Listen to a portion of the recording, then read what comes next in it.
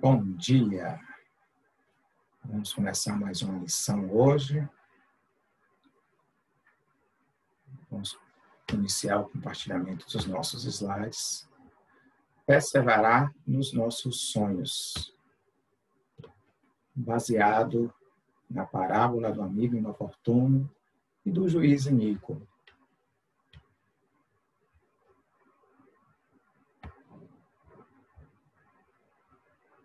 Vamos abrir em Lucas.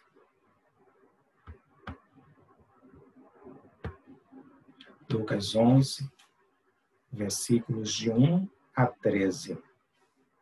Vamos começar com a oração do Pai Nosso. E aconteceu que, estando ele a orar num certo lugar, quando acabou, lhe disse um dos seus discípulos: Senhor, ensina-nos a orar, como também João Batista ensinou aos seus discípulos. E ele lhes disse: quando orardes, dizei assim: Pai nosso que estás nos céus, santificado seja o teu nome. Venha o teu reino, seja feita a tua vontade, assim na terra como no céu. O pão nosso de cada dia nos dai hoje, perdoai as nossas ofensas, assim como nós perdoamos aquele que nos tem ofendido. E não nos conduz em tentação, mas livrai-nos do mal. Disse-lhes, a eles seguiu, depois da oração do Pai Nosso, falando essa seguinte parábola: qual de vós terá um amigo, e se for procurá-lo à meia-noite, e lhe disser: amigo, empresta-me 3 pães, pois que um amigo meu chegou vindo de caminho e não tenho que apresentar-lhe. Se ele respondendo de dentro disser: não me importunes, já está a porta fechada e os meus filhos estão comigo na cama, não posso levantar-me para te dar. Digo-vos que, ainda que não se levante, por ser seu amigo, pela amizade que tem contigo, ele irá se levantar, todavia, por causa da sua importunação, e lhe dará tudo o que houver de mister. E eu vos digo a vós, pedi e dá-se-vos-á, buscai e achareis, batei e abri-se-vos-á, porque qualquer que pede, recebe, e quem busca, acha, quem bate, abre-se-lhe-á. E qual pai de entre vós, que se o filho lhe pedir pão, lhe dará uma pedra? Ou também se lhe pedir peixe, lhe dará o peixe uma serpente? Ou também se lhe pedir um ovo, lhe dará um escorpião? Interessante aqui que os exemplos dados, tudo envolve alimento, né? Pão, peixe e o ovo. Pois, se vocês, sendo maus, sabeis dar boas dádivas aos vossos filhos, quanto mais dará o Pai Celestial, o Espírito Santo, àqueles que lhe pedirem. Lucas 11, de 1 a 13. Agora vamos para o outro texto, da outra parábola, que está em Lucas 18, de 1 a 8. Então Jesus contou aos seus discípulos uma parábola, para mostrar-lhes que eles deviam orar sempre e nunca desanimar. Aqui eu estou seguindo a nova versão internacional. Ele disse: em certa cidade havia um juiz que não temia a Deus e nem aos homens. E havia naquela cidade uma viúva que se dirigia continuamente a ele, suplicando-lhe: faze-me justiça contra o meu adversário. Por algum tempo ele se recusou, mas finalmente disse a si mesmo: embora eu não tema a Deus e nem me importe com os seres humanos, esta viúva está me aborrecendo. Vou fazer-lhe justiça para que ela não venha me importunar. E o Senhor continuou: Ouçam o que diz o juiz injusto. Vou fazer justiça para que ela não venha mais me importunar. Acaso Deus não fará justiça aos seus escolhidos, que clamam a Ele dia e noite? Continuará fazendo-os esperar? Eu lhes digo, Ele lhes fará justiça e depressa. Contudo, quando o Filho do Homem vier, encontrará fé na terra? A gente tem que lembrar que o Evangelho de Lucas foi escrito para Teófilo, né? Que tudo indica que depois se converte ao receber depois a outra carta, né? Que seria Atos dos Apóstolos. E o que está escrito, tanto no Evangelho de Lucas como em Atos dos Apóstolos, foi um conteúdo tão forte que não se limitou a ficar na mão de Teófilo. Circulou entre as igrejas cristãs do primeiro e dos séculos posteriores, chegando até nós. Então, a gente tem que lembrar que, além do primeiro destinatário, os próximos a verem o Evangelho de Lucas foram cristãos que estavam sofrendo grande perseguição. Ora, essa perseguição vinha por parte do Império Romano. Ora, era perseguição porque algum ídolo da cidade ali, da localidade, foi contrariado. Paulo sofreu isso. Eis que a Diana dos Efésios foi contrariada devido a esses homens que estão aqui, Paulo e Barnabé.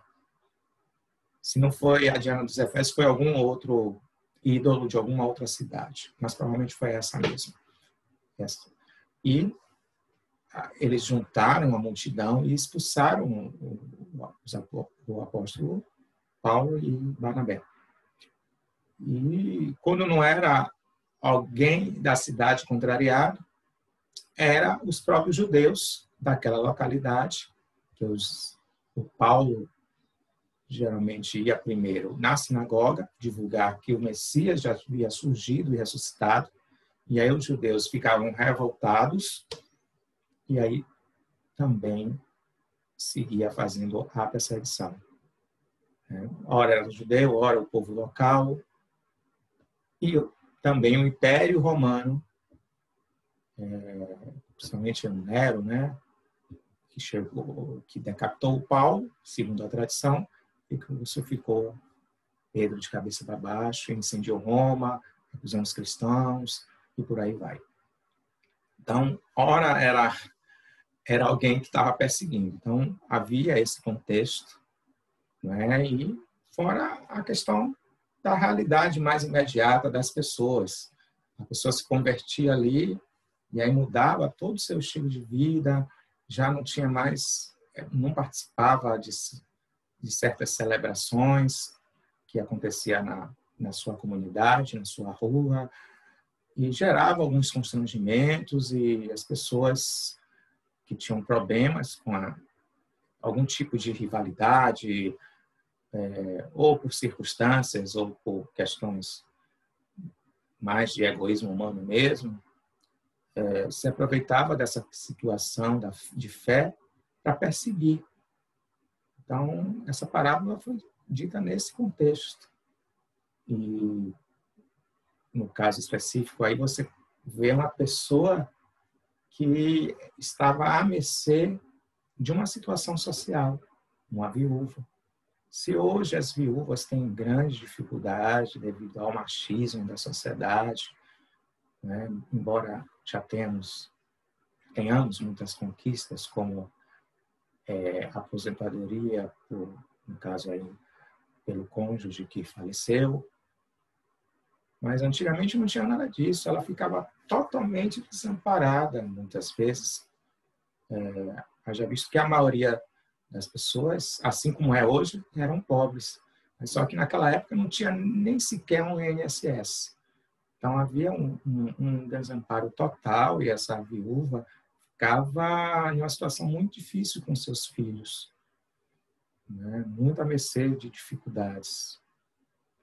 já vivia em dificuldades antes do falecimento do esposo e a dificuldade se aumentava ainda mais com o falecimento do mesmo. Ela ficava com os filhos pequenos. Por isso que os apóstolos enfatizavam muito. Você vê lá Tiago enfatizando: visitai os órfãos e as viúvas nas suas tribulações. O próprio Lucas coloca aí a ênfase.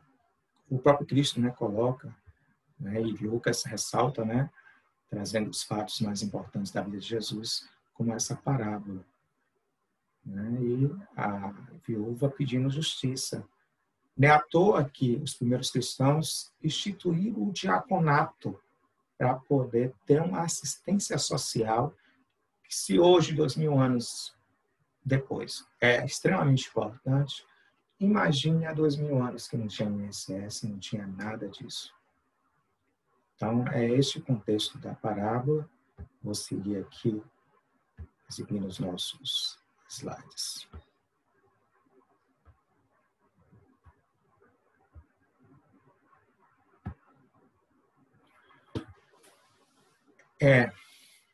Lembrando, ou melhor, mostrando aqui para vocês que nós temos muitos sonhos, né? E nas nossas orações vai aparecer os nossos sonhos. Os sonhos vão refletir o quê? Nossas necessidades, nossos desejos, que vão estar condensados em valores e em propósito de vida. Né? Nossos sonhos vão revelar isso. Necessidades vão revelar desejos. Nossos sonhos vão revelar valores. E esses valores vão estar relacionados ao nosso propósito de vida. E, evidentemente, que na oração vai aparecer os nossos sonhos, os nossos desejos, as nossas necessidades. E é claro que a gente vai entrar numa situação como Jacó. Jacó lutou contra um anjo. E a nossa alma, muitas vezes, entra naquela situação, né, de luta mesmo, para poder alcançar um pedido, né, um desejo. A gente tem um sonho. E é bom sonhar. E Jesus estimula a gente perseverar nas nossas orações. E é claro, os temas que você traz, tanto não só em pedidos de oração para a igreja, mas também aqueles pedidos que você faz em secreto. Às vezes você não torna isso público, mas tem aqueles pedidos que você sempre está levando nas suas orações pessoais, ali no seu quarto, em secreto.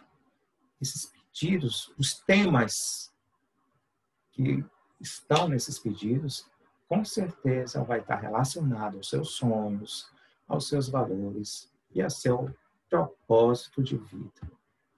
E aí, rapidamente, para a gente só relacionar com o tema, mas explicar um pouco o que é valor, né? Já que foi citado. Valor é algo que seja importante para o indivíduo e que vai influenciar nas suas preferências e suas escolhas. E vai envolver suas emoções, pensamentos e ações de conquista dos objetivos relacionados a este valor. E esses valores vão compor o propósito de vida dele. Só para explicar, eu vou tentar ser rápido para explicar a questão de valores, propósito de vida. Já expliquei valores. A questão do propósito de vida, cada um vai ter o seu propósito, é aquilo que te move, aquilo que faz sentido à sua existência. Um ser humano tem sentido para a sua existência, identificou e vive conforme que faz sentido a sua existência, ou seja, o seu propósito de vida. Ele suporta qualquer situação, inclusive a demora da resposta da sua oração. Então, só para vocês ficar mais clara a questão do propósito de vida. Digamos, um dentista ele tem como propósito de vida promover saúde emocional, saúde bucal, desculpe, para os caminhoneiros nas estradas. Seria o propósito de vida dele. E o que é que tem nesse propósito de vida? Valores como trabalho, afinal de contas ele está promovendo saúde bucal. Então, trabalho envolve outro valor que é importante para ele, viajar. Né? Porque ele está fazendo saúde bucal aonde? Nas estradas. O outro valor importante, aventura. Cada dia de uma pessoa na estrada é um dia completamente diferente de uma pessoa que vive uma rotina dentro de uma cidade, né, de um local ali que ela não sai, ele está transitando. Digamos que ele fique um tempo no trecho Conquista Jequié, 2 meses, promovendo saúde bucal ali naquele trecho. Então, ele está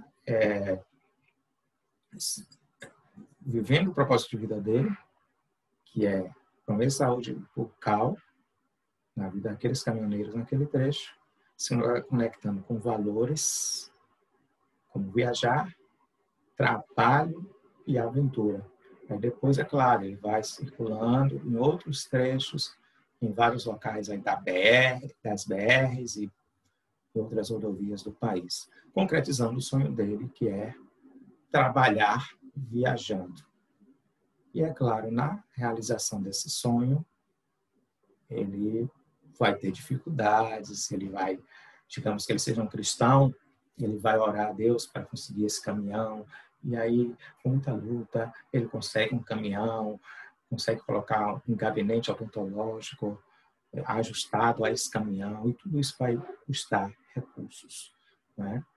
E ele vai tocar a vida dele realizando o sonho. Então, colocando esse exemplo, cada um na sua vida pessoal vai ter seu propósito de vida, que vai estar ligado aos seus valores e que certamente ele vai sonhar com isso. E só para ficar mais claro, só para vocês ilustrar melhor, aqui a gente tem exemplos de valores, que é viajar, diversão, artes, trabalho, família, amizade, casamento, altruísmo e religiosidade. São infinitos valores. Eu só citei apenas alguns, só para ficar claro, mais claro para vocês, lembrando que o valor é algo que seja importante para o indivíduo. Às vezes, um valor é importante para um e não é importante para outro. No caso, para esse dentista, caminhoneiro, digamos assim, para ele é importante o quê? Viajar. Né? Para outra pessoa, já não é importante esse valor. Então, cada um vai ter um valor importante que vai influenciar nas preferências e nas escolhas. Né? Ele jamais vai ter uma preferência de fazer um consultório odontológico no centro de uma grande cidade. Porque o valor dele de viajar é tão forte que ele preferiu fazer o consultório odontológico dentro de um caminhão. Ó, o valor influenciando na escolha, no caso aqui o valor viajar. E vai envolver as emoções, né? Ele, no acesso destes valores, desse propósito de vida, vai envolver emoções, vai ter momentos de tristeza, de alegria, de desânimo, de entusiasmo, de medo, de coragem, vai envolver pensamentos de que está difícil, que está impossível, que está insuportável, que eu não vou conseguir, que eu não vou aguentar, ou que, puxa, finalmente consegui, que bom, que legal. Vai envolver tantos pensamentos negativos e positivos. E vai envolver ações relacionadas a esse valor, né? Ações de adquirir o gabinete, adquirir o caminhão, de viajar com um caminhão nas rodovias do país. E assim ele vai conquistando objetivos, que é atingir os trechos de determinadas BRs, tudo ligado a este valor, a esse propósito de vida. Então, entendido isso, eu sigo mais adiante. Qualquer dúvida, vocês poderão colocar agora aí nos comentários do Zoom, para quem está me assistindo ao vivo, e quem está assistindo pelo YouTube poderá também colocar nos comentários. Seguindo aqui o outro slide. E agora voltando ao texto, né? O que é que aparece nos textos? Pedido pelo alimento e justiça contra o adversário, né? É o que aparece nos textos. Até eu coloquei aí o Pai Nosso, que só o Pai Nosso já daria aí uma lição, no mínimo, para nos dizer várias. Mas no Pai Nosso, o pedido que aparece é dar-nos o pão, né? O pão nosso de cada dia nos dá hoje. Nem pede pelo pão de amanhã. Me dê hoje o pão. Né? Eu acho que a questão de dar hoje é de não focar muito no amanhã para não dar margem a ser dominado por emoções de ansiedade, preocupação, né? Que a preocupação nos remete muito ao amanhã. E ele coloca no hoje. Né? Mas não tem nenhum problema pedir pelo pão de amanhã, não. Só estou dizendo que o advérbio utilizado foi hoje. Né? E tanto no Pai Nosso aparece, como na parábola do amigo inoportuno. Me empresta 3 pães. Né? O alimento de novo aparecendo. E no caso da viúva, justiça contra o adversário. A gente comentou que, no caso, no início, a gente tinha um contexto de perseguição, né, contra os primeiros cristãos. A gente citou, então, quem estava lendo essa carta dentro de uma igreja local do primeiro, do segundo século, dos primeiros séculos, com certeza pensou naqueles itens que eu citei aqui nesta lição sobre a questão das perseguições, né? Cada um ajustando a sua realidade da sua cidade, a realidade que estava vivenciando naquele momento, né? E, por ser viúva, é claro, tinha a questão social das viúvas da época, que era tão urgente que o diaconato também foi criado para dar assistência às mesmas, como eu já citei, dentre outros necessitados, outras pessoas que tinham necessidade na igreja. Então, vamos lá. O texto aborda o essencial. Como eu já disse, dar-nos cada dia o nosso pão cotidiano, que aparece no Pai Nosso, e na parábola, só para ficar bem claro o que já foi dito, aqui nesse versículo aparece: disse-lhes também, qual de vós terá um amigo, e se for procurá-lo à meia-noite, e lhe disser, amigo, empresta-me 3 pães. Olha lá, 3 pães. Remete ao necessário, ao essencial. E havia naquela cidade uma viúva que se dirigia continuamente a ele, suplicando-lhe, faze-me justiça contra o meu adversário. Ou seja, outra coisa que é essencial, fundamental, que aparece aí nas parábolas. Como já foi dito, com o texto da parábola, os cristãos estavam sofrendo perseguição no período. Tinha horas que, dependendo da região, do Império Romano, tinha horas de calmaria, tinha horas de perseguição, ficava fluindo, né? Como uma onda. Né? Semanas e meses que piorava, semanas e meses que amenizava. Os problemas sociais que já foram mencionados. E qual é a mensagem principal da parábola? É ser perseverante nos nossos pedidos de oração. Essa é a mensagem da parábola. Mas quais os pedidos que você tem levado na sua oração? Né? Conforme eu disse, os conteúdos que estão ali nas suas orações refletem os valores mais importantes para você. Reflete também o seu propósito de vida. No exemplo que eu dei, no início, certamente aquele dentista, nos seus pedidos de oração, a questão de fazer uma boa viagem, de poder conseguir atender o maior número de caminhoneiros no trecho, vai ser conteúdos que vão aparecer muito nas orações dele.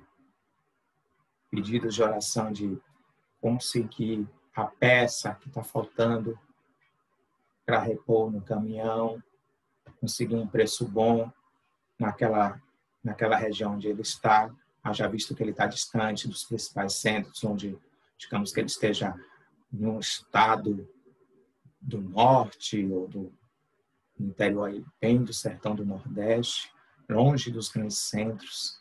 Aí está precisando de uma peça no caminhão, ele vai pedir a Deus para que encontre essa peça e que seja o mesmo preço, ou um preço até mais em conta do que ele encontraria nos grandes centros. Então, os pedidos de oração dele vai ficar muito em torno da viagem, em valores viagem, aventura e trabalho. Por quê?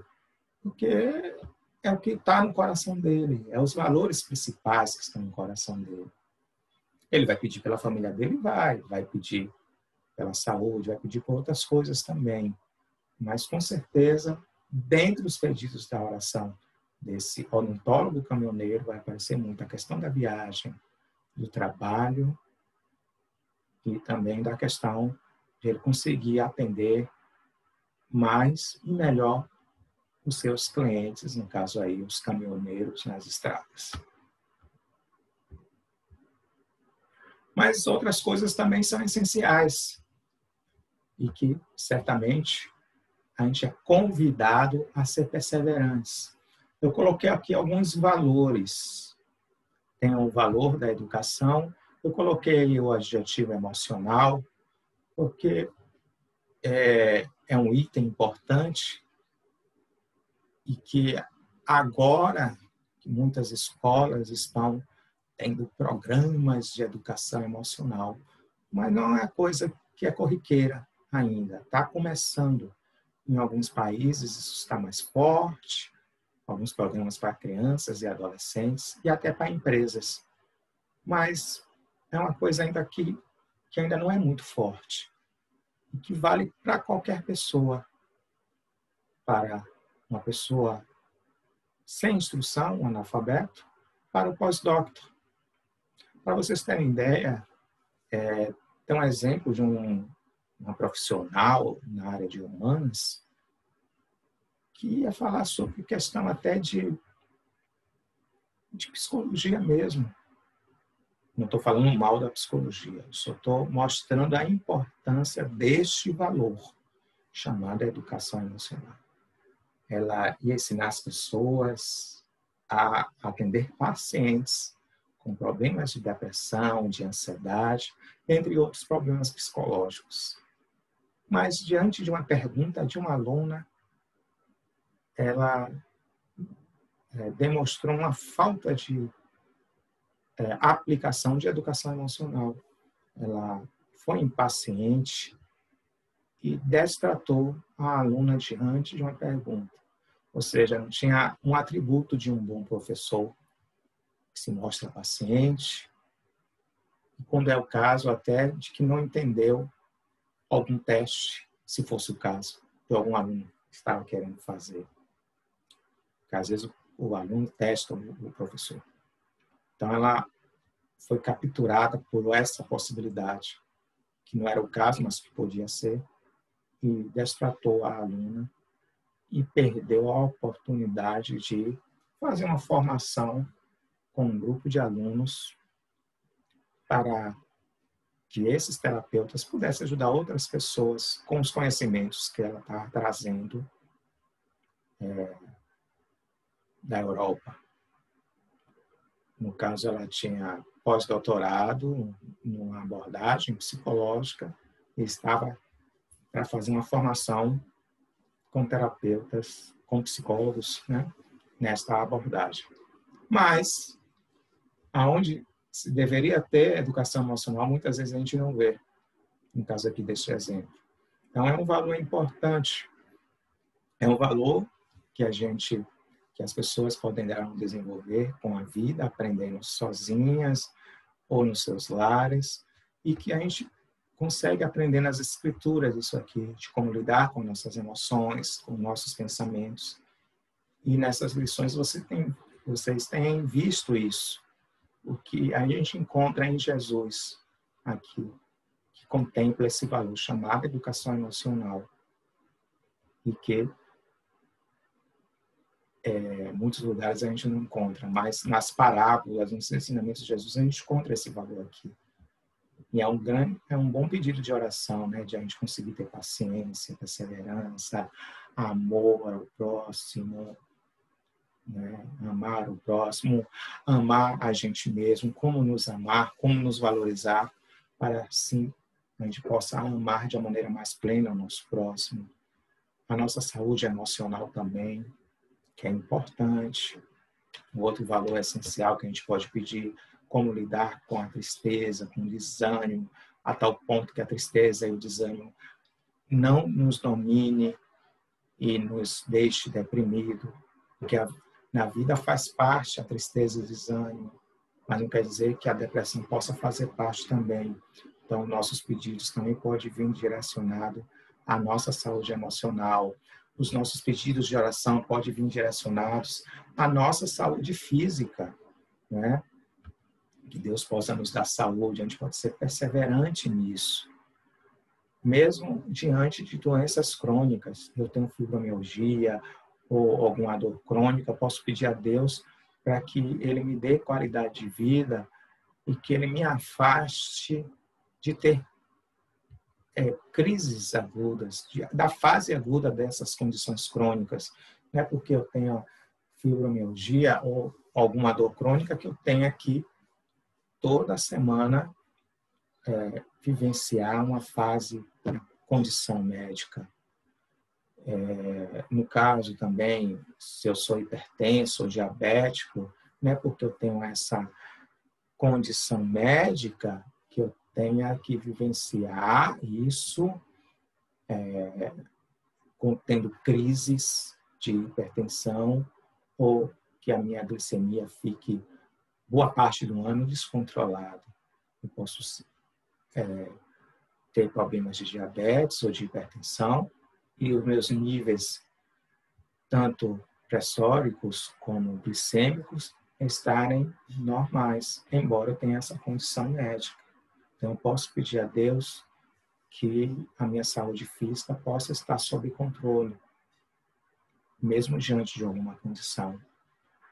Eu posso pedir a Deus para que Ele me dê condições, que eu possa ter meu alimento todos os dias em casa, não só ter alimento, mas também ter um alimento saudável dentro de casa, porque a gente tem essas duas questões, né?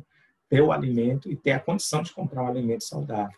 Então, alimentos orgânicos geralmente são mais caros do que os alimentos que não são orgânicos, e a alimentação saudável muitas vezes é mais cara. Vai ter gente que já tem os macetes e pode mostrar, olha, a alimentação saudável não é tão cara assim como você está dizendo, não. E é ótimo que você se posicione nos comentários falando isso. Não, já tem gente aí mostrando que a alimentação saudável, às vezes até pode ser mais barata do que essa alimentação aí que todo mundo come. Outro valor essencial, que é importante, é a questão da habitação. A gente pode pedir a Deus e perseverar em oração, ter uma habitação que possa nos dar uma dignidade, pode pedir a Deus por segurança, pode pedir a Deus por bem-estar e também que a gente possa ser feliz. E bem-estar e felicidade vai envolver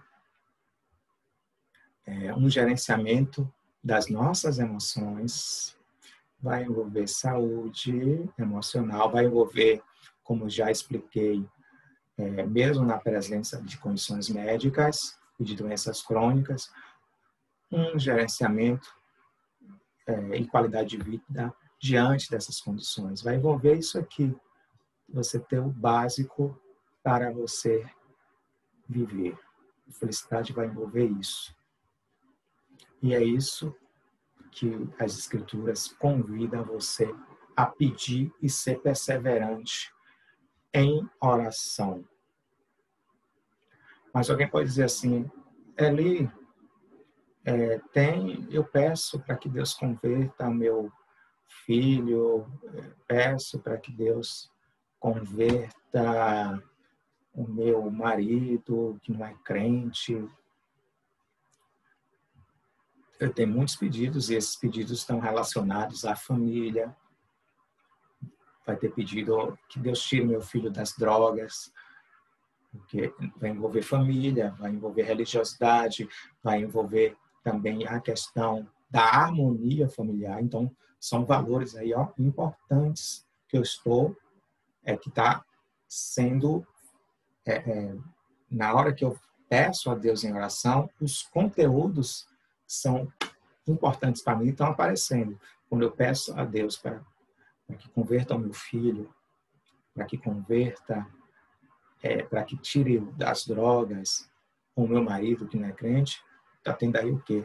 Família, um valor importante. Religiosidade, também harmonia familiar, são valores importantes na vida de muita gente.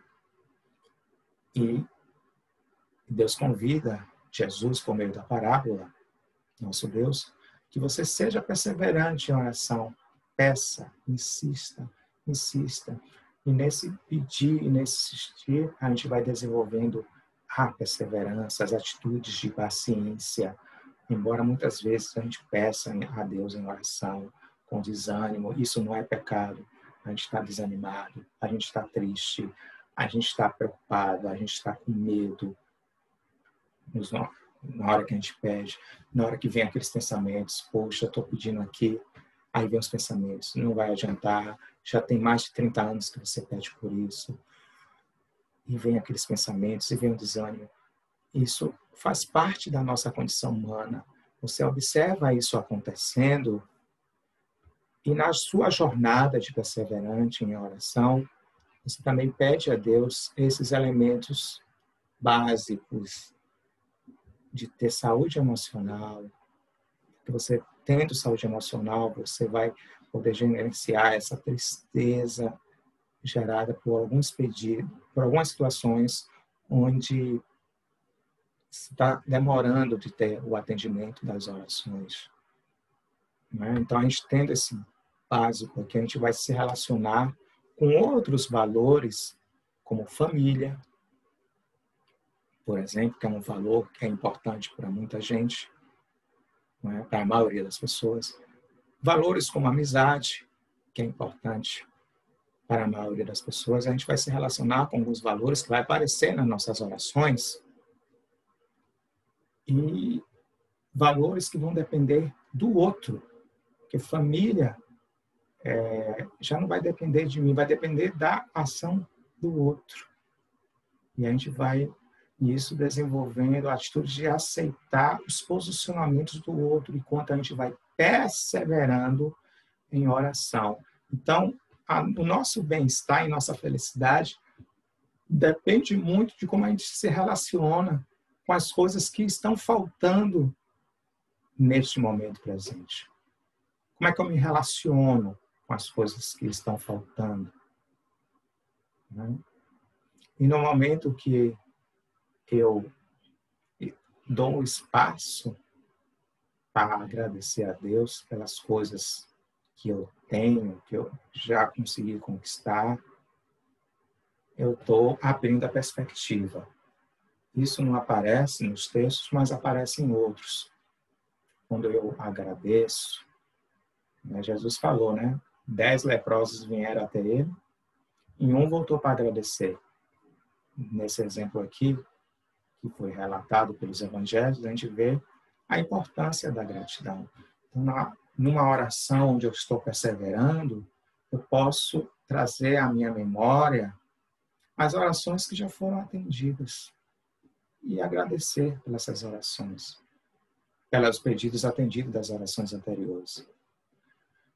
Isto não vai anular a tristeza e o desânimo que eu esteja, porventura, sentindo naquele momento, por não estar ainda sendo contemplado o pedido das minhas orações. Isso não vai anular.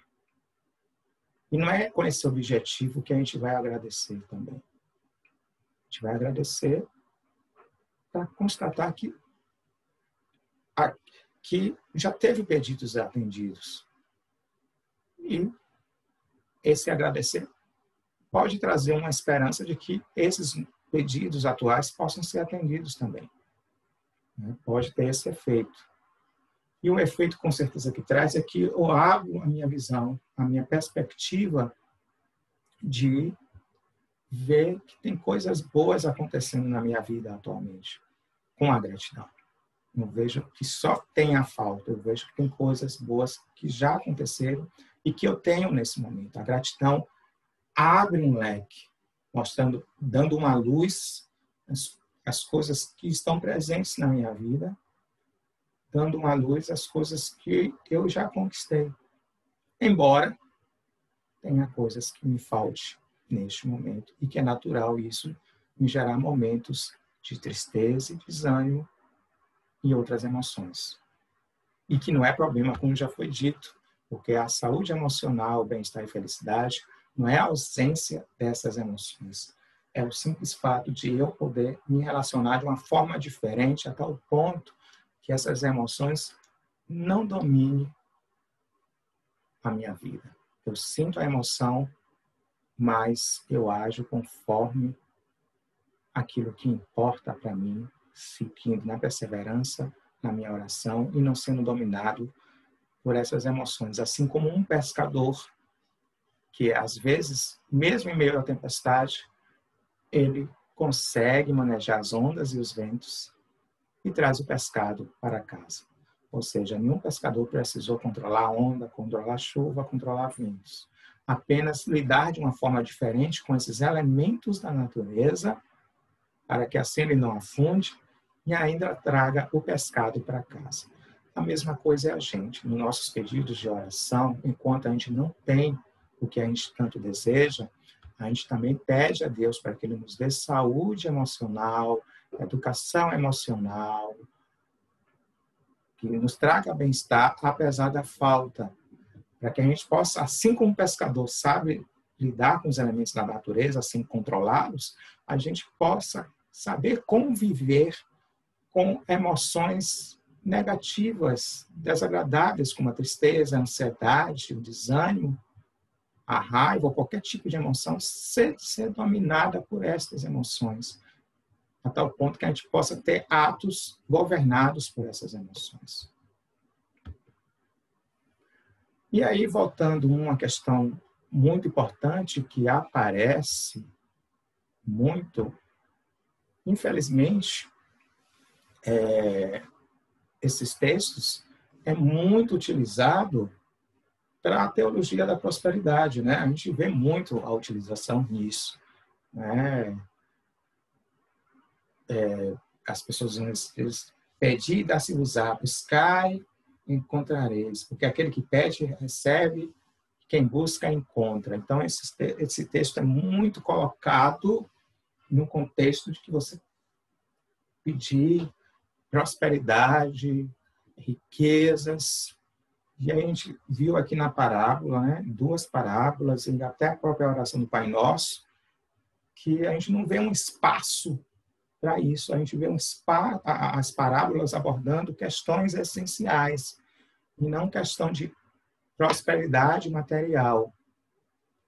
E, certamente, os primeiros cristãos estranhariam esse tipo de mensagem, né? Não havia nenhum clima para outras formas de interpretação, né? Estranharia esse tipo de interpretação. Diante do que foi falado aqui, se vocês mergulharem, fizerem uma verdadeira viagem no tempo, vai ver que o que foi dito nessa lição e o que é dito na teologia da prosperidade, caberia mais o que foi dito do que o que é dito pela teologia da prosperidade. Mas ainda a pergunta fica: qual é o problema de pedir para ser próspero? Bem, alguém pode achar até que é pecado isso. Não vou afirmar que você pedir prosperidade financeira seja pecado. Agora que tem muitos alertas em textos falando sobre a questão do cuidado, a questão financeira, né? Alertando que o dinheiro é a raiz de todos os males, em alguns textos, mas isso não quer dizer que a pessoa não possa empregar seus recursos materiais na promoção do bem-estar de outras pessoas, como os primeiros discípulos que eram mais prósperos faziam. Mas que a pessoa, ao pedir prosperidade, esteja atenta aos cuidados recomendados lá nos textos bíblicos, né?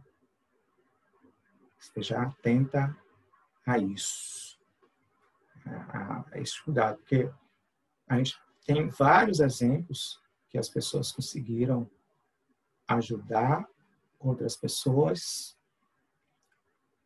sem ter prosperidade financeira. Ou seja, os ministérios dessas pessoas circularam bastante dinheiro, né? Mas elas não acumularam riquezas. Enquanto outras também ajudaram muitas pessoas acumulando riquezas. E aí, a gente não dá para, de antemão, fazer nenhum juízo de valor baseado só nesse critério. Fulano não enriqueceu, o outro enriqueceu, e achar que um é melhor do que o outro por causa disso. Não dá para botar isso como critério, né? Sendo que os dois, enriquecendo ou não, os dois, a gente pode ver um resultado e ajudar muitas vezes. Vocês podem pegar esses dois tipos de situação e ver isso claramente. E aonde é que eu quero chegar? Eu quero chegar que o importante é o coração de cada um, as intenções e como cada um lida com esses recursos, né? A forma como lida é o que vai dizer. Não se o fato de ter acumulado patrimônio pessoal ou não. Então, é uma questão que eu estou trazendo aqui só para mostrar que para ajudar os outros, não necessariamente você precisa enriquecer, né? Embora eu não veja nenhum pecado pedir a Deus prosperidade financeira, embora tenha que se ver que não é uma coisa essencial, né?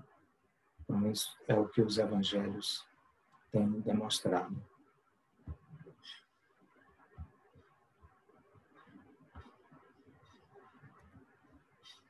Seguindo aqui os slides, a gente pode concluir.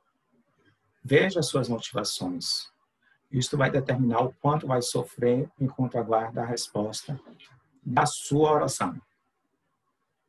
Continue perseverando na sua oração. Você olhe o quanto você lida com as suas emoções, com as decisões do outro, que ainda não se converteu, no caso do exemplo aqui do cônjuge ou do filho. Como é que você lida com isso, né? Dependendo de como você lida, vai ter sofrimento? Vai. Mas a forma que você lida vai fazer com que você aumente ou não esse sofrimento. Então, isso é importante. Muitos ministérios servem para muitas pessoas. Por exemplo, uma pessoa que canta, que conduz um grupo, uma pessoa que ensina, ou, né, tem uma pessoa que está na assistência social, que funda uma organização não governamental.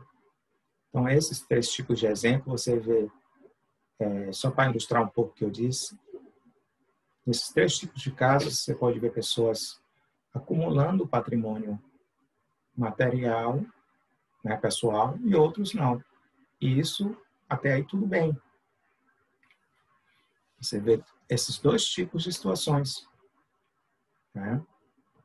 Mas O que importa é o que vai, é o coração de cada um, a forma como cada um está se relacionando, independente de estar acumulando patrimônio financeiro, né? Então, ver essas motivações, lembrando que o gargalo também não é só com a questão do dinheiro, aparece com a questão da atenção, dos holofotes, né? A gente vê muitas passagens, Jesus sinalizando para a questão de as pessoas quererem popularidade, né? Então, além da questão do dinheiro, que pode ser uma pedra de tropeço, na vida de muita gente, a questão da atenção, dos holofotes, também é uma pedra de tropeço que, por sinal, pode ser ainda maior do que a questão financeira, né? Porque a atenção é um elemento que todos nós queremos, né? Agora, a forma como a gente se relaciona com a atenção pode ser uma forma saudável ou uma forma, digamos assim, doentia. Então, muitos ministérios, a pessoa que está ali cantando ou ensinando, ela pode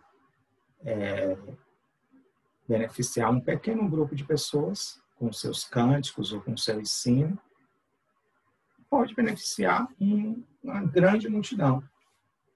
E a forma como ela se relaciona com isso, com esse poder dado pela atenção diante de uma pequena ou grande audiência, vai determinar também o que é que está dentro do coração dela, né? Saindo da questão financeira e mostrando a questão da atenção, que é também outra forma de motivar as ações das pessoas. Então, a pessoa tem gente que pede dinheiro, tem gente que pede um aumento do seu alcance diante das pessoas. E aí, diante desse aumento do seu alcance, isso pode ser uma pedra de tropeço para você também. Deus poderá não querer dar, assim como Deus pode dar dinheiro e aumentar o patrimônio pessoal de alguns e de outros não, Deus também poderá aumentar seu raio de alcance ou não. A forma como você conduz coral, ou canta, ou ensina, pode ser com uma pequena audiência ou com uma grande audiência. Né? Tanto faz. Né? O importante é a sua motivação. Como é que você lida com isso? A forma que uma pessoa canta, conduz o coral, pode ser um modelo que pode beneficiar, digamos, milhões de pessoas. Embora ela não colha isso, nem a nível financeiro, nem a nível de atenção. Alguém, depois, outras igrejas podem copiar esse modelo e beneficiar milhões de pessoas e ela não viver essa recompensa da atenção, que por vários motivos, ou porque ela ia se tropeçar com isso, ou simplesmente não era necessário para ela também, né? Não quer dizer para quem tem esse alcance seja necessário, mas de qualquer forma o objetivo de quem faz tem que ser beneficiar outras pessoas também, né? Ter isso, né? E quando a motivação é o holofote, acaba a pessoa se tropeçando, ou com a pequena ou com a grande audiência, né? Então, é a gente olhar as nossas motivações e ver que é natural que a gente queira, que atenda objetivos mais pessoais, e não tem problema nenhum com isso, mas que nossos objetivos pessoais jamais possam atropelar o bem-estar das demais pessoas. Quando dá para conciliar as duas coisas, é excelente. o meu benefício pessoal e o benefício dos demais. Né? É isso aí. Que Deus abençoe a vocês. Finalizando essa lição, e quem estiver vendo essa gravação poderá colocar o que achou nos comentários no YouTube, e agora presencial, online mesmo, né? E ao vivo para quem está no Zoom. Tchau, tchau.